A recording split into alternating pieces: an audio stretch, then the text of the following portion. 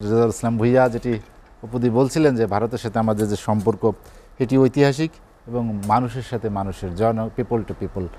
এই বক্তব্যটা অস্বীকার করার কোনো জো নেই। কারণ হলো এখন থেকে 50 বছর আগে যারা আমাদের দেশে বসবাস করতো তার একটা বিরাট অংশ কিন্তু ওই পার বসবাস করছে।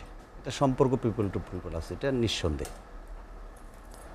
অপিদিল যে জিনিসটা দিয়ে শেষ করলো, এটার মানে আমি যতটুকু বুঝি এটা হলো যে বিএনপি অনুকম্পা চাচ্ছে, প্রকাশ্যে বিরোধিতা করছে, এবং ওনারা অনুকম্পা পাচ্ছে। তাহলে বোঝা গেল যে আমাদের দেশের গণতন্ত্র এবং আমাদের দেশের পরিচালনায় ভারতের হস্তক্ষেপটা আছে, এটা অপদীপ পরিষ্কার করে দিল। এখন প্রশ্ন হলো যে আমরা কি ভারতের গণতন্ত্রে এই হস্তক্ষেপ করতে পারি? পারার কোনো সুযোগ নেই। ওনারা এটা করতে পারে এবং করে সরকার বসাতে পারে, সরকার হটাতে পারে। একজন প্রকাশ্য বিরোধিতা করে অনুকম্পা চাচ্ছে, আরেকজন অনুকম্পায় আছে, এটা ধরে রাখার জন্য চেষ্টা করছে। সাবেক পররাষ্ট্রমন্ত্রীর কথা যদি ধরেন, এই গত পররাষ্ট্রমন্ত্রী স্বামী স্ত্রীর সম্পর্ক, স্বামী আমাদের সাথে কিছু বৈরী আচরণ করে, স্ত্রী তারপরেও সম্পর্ক রাখে এবং সম্পর্কটাকে মানে আরও ভালোভাবে ইয়ে করে, স্বামীর বৈরী আচরণটাকে ইয়ে করতে চায় না। আমাদের যদি দেখেন তিস্তা হালে ভারত চীনকে হটিয়ে আমাদের তিস্তা প্রকল্পে বিনিয়োগ করতে যাচ্ছে। তিস্তার সমস্যাটা সৃষ্টি করেছে ভারত। কিভাবে? আমাদের তিস্তা উৎসমুখে ড্যাম বাঁধ নির্মাণ করে। আজকে ড্যাম বাঁধগুলো সরিয়ে নিক, তাহলে এখানে চায়নারও আসার দরকার হয় না, প্রকল্পেরও দরকার হয় না, ভারতেরও কিন্তু অর্থায়ন করার দরকার হয় না। আমাদের গা সৃষ্টি করলো উনি। আবার এই গা যেই কারণে সৃষ্টি হয়েছে ওইটা না সম্পন্ন করে অন্য জায়গায় গা হয়েছে মাথায়, আমাদের ওষুধ দিতে আসছে পায়ে অর্থায়ন করে।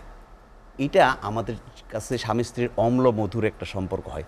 মধুর সম্পর্কটা এই, অম্ল সম্পর্কটা এই যে আমরা বর্ডারে প্রতিনিয়ত হত্যা হচ্ছে, আবার আমাদের বাণিজ্যের ক্ষেত্রে কিছু ছাড় আছে, সেখানে কিছু ইয়ে হয়, আমাদের ক্ষমতা আসার জন্য তাদের সহযোগী আছে, সেখানে একটা মধুর সম্পর্ক আছে, যার কারণে আমরা ইচ্ছা করে এই সম্পর্ক রাখছি।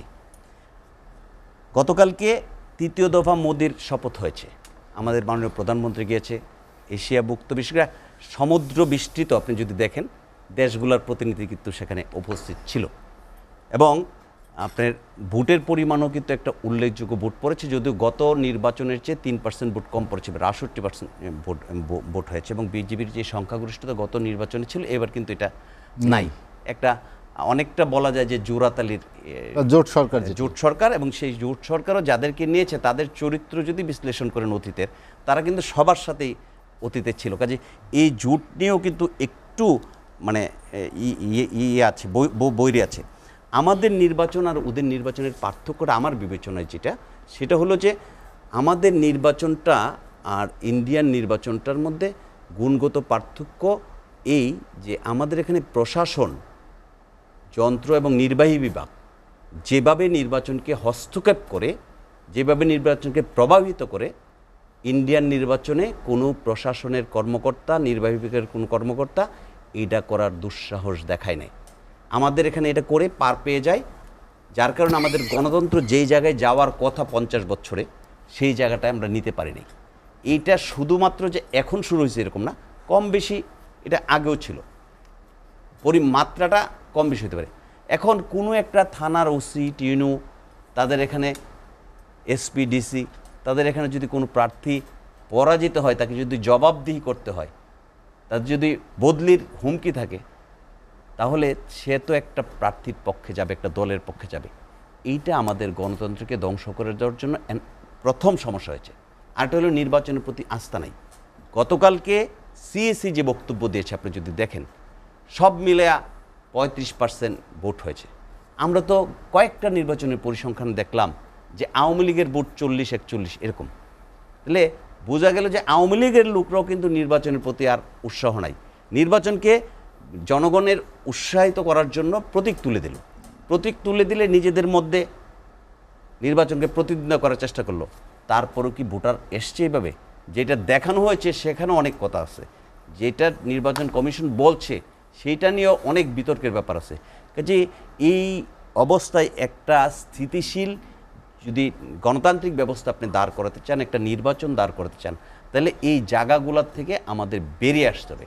আমাদের যে দলীয় প্রশাসনিক যে অবস্থানটা আমরা করছি এবং তাদের যে আচরণ, এই আচরণ থেকে যদি না বের হওয়া যায়, তাইলে আমরা অনেক স্বপ্ন দেখতে পাবো, কোনো কাজ হবে না। ইন্ডিয়ার সাথে আমাদের সম্পর্ক অম্লমধুর বিভিন্নভাবে আছে। এই অম্লমধুর আরও সুসম্পর্ক থাকবে। এটা বিএনপি আসলে যে কমে যাবে এরকম না, আরও বাড়বে। এবং বিএনপি অতীতে যে ভুল করেছে, 7 সিস্টার নিয়ে আপা যেটা বললেন, 10টা অস্ত্রের কথা বললেন, এই ভুল বিএনপি আর করবে না। কিন্তু বিএনপির প্রতি ইন্ডিয়ার ওই আস্থা আছে কি না, এটার একটা ব্যাপার আছে। সেই সম্পর্ক আমরা বাড়বে কিভাবে আস্থা একটা না থাকলে? স্বাধীন জি। সার্বভৌম দেশ, আমরা মুক্তিযুদ্ধের চেতনায় বিশ্বাস করি। আমরা নির্বাচনে আসলে ইন্ডিয়ার আনুগত্যের জন্য দিল্লিতে সফর করি, এটাও কিন্তু আমাদের রাজনৈতিক দেউলিয়াত্ব এবং আমাদের গণতন্ত্রের যে মানে এই দিল্লি সফর এবং ইন্ডিয়ান এম্বাসি, ইন্ডিয়ার যে অন্য সংস্থার লোকজন আছে, তাদের কাছে যায় না বাংলাদেশের নির্বাচন করার নেতৃবৃন্দ, এটার সংখ্যা খুব কম। সব দলই চেষ্টা করে যে আমার সাথে সম্পর্ক একটু ভালো হোক। তাহলে আমরা ওনাদেরকে যেভাবে ওনাদের কাছে আশ্রয় চাই, ওনাদের কাছে জি। ইয়া চাই, এইটা আমার মনে হয় যে আমাদের দেশের গণতন্ত্রকে আমাদের মতো করে দাঁড় করানোর জন্য একটা বিরাট প্রতিবন্ধকতা। জি